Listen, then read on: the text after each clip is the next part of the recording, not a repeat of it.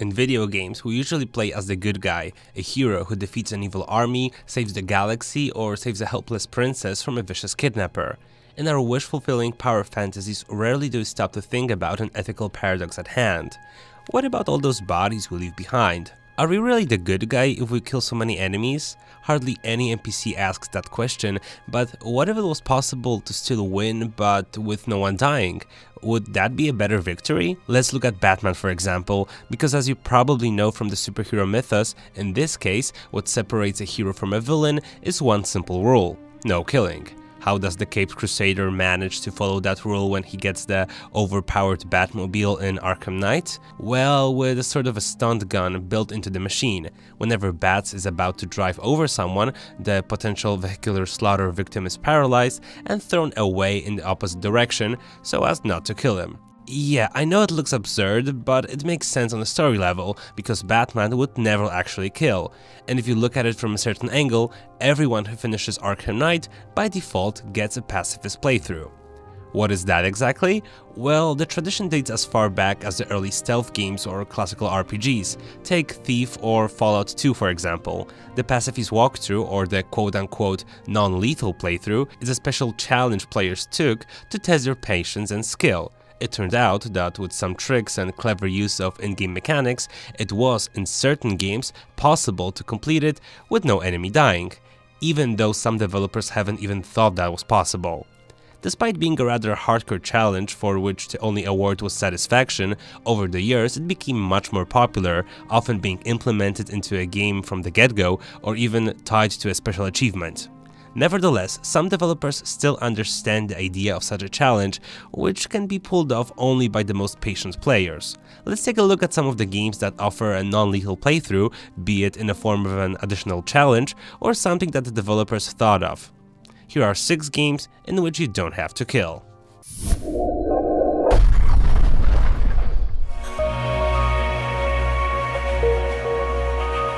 Remember that brief time EA was investing in new original IPs with no DLC and in-game transactions? Well, I certainly do. One of those games was a cult classic Mirror's Edge, a game built around the idea of parkour. In Mirror's Edge, we played as Faith in a near-future dystopian world. By definition, Faith was a runner, an illegal courier of sorts who was tasked with delivering packages or messages so as not to be intercepted by a ruthless government. Even though the game involved some combat, it was overall focused on running and platforming. Nevertheless, Faith could disarm her enemies and shoot them with their own weapons. At its core, the game wasn't intended to be a shooter, so if we managed to get our hands on a gun, shooting was unintuitive so as to discourage it. And if we let ourselves be discouraged and never shot a single enemy, we could get a corresponding achievement or trophy that could be considered an award for a pacifist-like walkthrough. However, for hardcore fans of the pacifist run, that wasn't enough. Faith still could throw her enemies off from rooftops and, well, even though gravity was taking care of the rest, we were in fact killing them. Fans took it upon themselves to get an even more pacifist run and take down enemies in a way so they stayed unconscious where we first found them. The biggest appeal of self-imposed pacifist challenges is finding games where it is technically possible, but the developers have never even thought about it. One game just like this is the original Prince of Persia. The game from 1989 started a now nearly forgotten series. The titular prince had to escape his imprisonment and save a princess from the evil vizier, Jafar.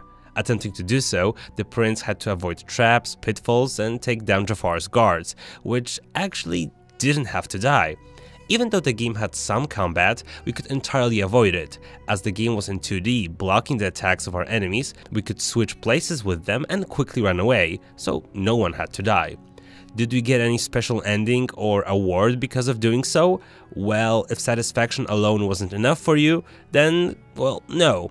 But for the fans of the pacifist run, that was enough, knowing that they managed to do something that wasn't thought to be possible. We still technically had to take down the Vizier at the end, but as this boss fight was unavoidable and the baddie was returning in the sequel, I guess we can let this one slide.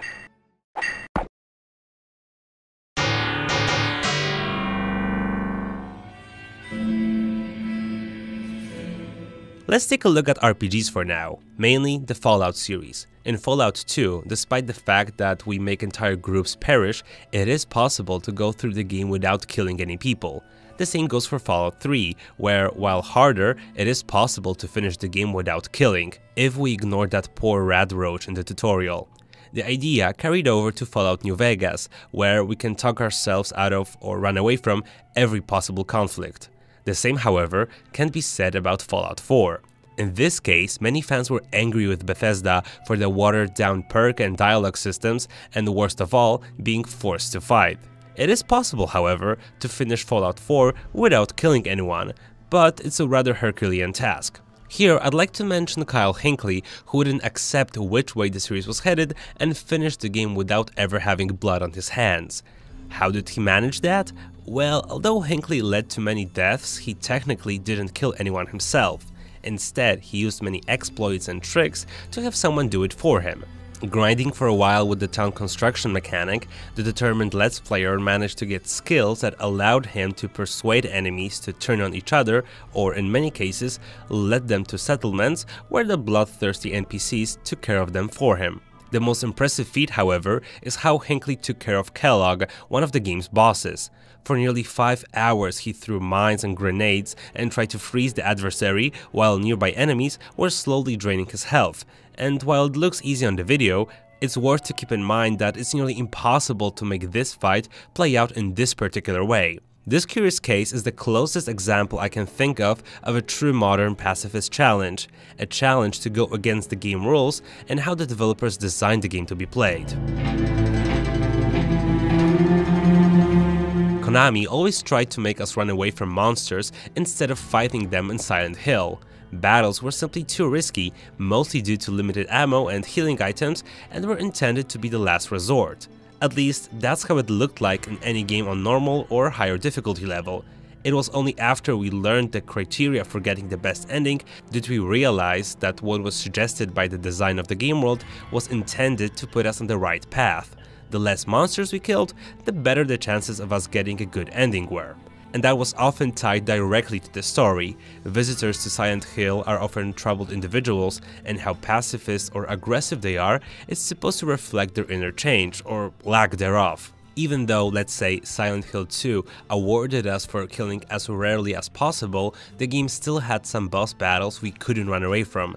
That all changed, however, in Silent Hill Downpour, where even though we could kill, it was possible to entirely avoid it. Most importantly, however, a pacifist run through the game was required to get the best ending, if, of course, we picked the best options in several of the in-game choices. In comparison to other pacifist runs, which are mostly separate challenges, in Silent Hill Downpour it is required to see the best ending and was the preferred way to experience the story. And to be honest, the preferred way to play, as the game's fighting system utterly sucks. Another example is the Dishonored series, in which not killing, while quite hard, lets us experience a lot of optional content and makes some portions of the game much easier. While it is possible, and quite fun to be honest, to get blood on our hands due to the in-game chaos mechanic, it makes the world much more hostile and depressing and sets us on the path towards the bad ending. And so, in the times of stealth games being quite unpopular, it made the title more marketable to the modern audience. We can play it as a standard action title, but true fans know that the only way to play the game is so as not to kill anyone or to get noticed at all. If we avoid unnecessary killing and explore a bit, we can learn valuable information that can allow us to quote-unquote spare our enemies, which is required for the complete pacifist run, and to be honest, those scenes are much more fun than standard deaths. So even though we can play it both ways, or somewhere in between, the game that plays homage to the Thief series made an optional challenge from the classics something that was deeply embedded into any player's walkthrough, and much easier and fun than back in the day.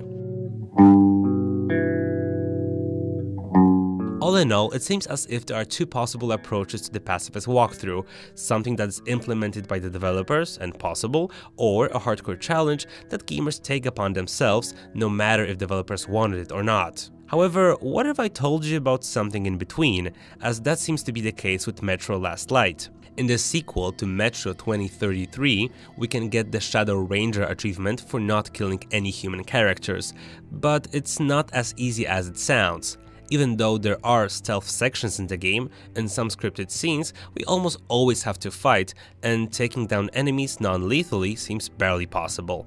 Surprisingly enough, the achievement only takes into account the optional deaths, so in other words, we can still get it even when we kill some people. When you read up on it online, it's quite easy to understand how to follow the game's bizarre criteria to get the achievement, but back around the time of the release, this particular achievement got some players paranoid whether it was possible or not to somehow make it without killing in the scripted sections, and that is precisely the way a true pacifist challenge should look like. I think that was what the developers intended all along, to mess with our heads and reference the origins of the pacifist walkthrough, an entirely optional challenge that was nearly impossible to pull off and was reserved for only the most patient and creative gamers that could seamlessly abuse the game's mechanics and use them for their advantage.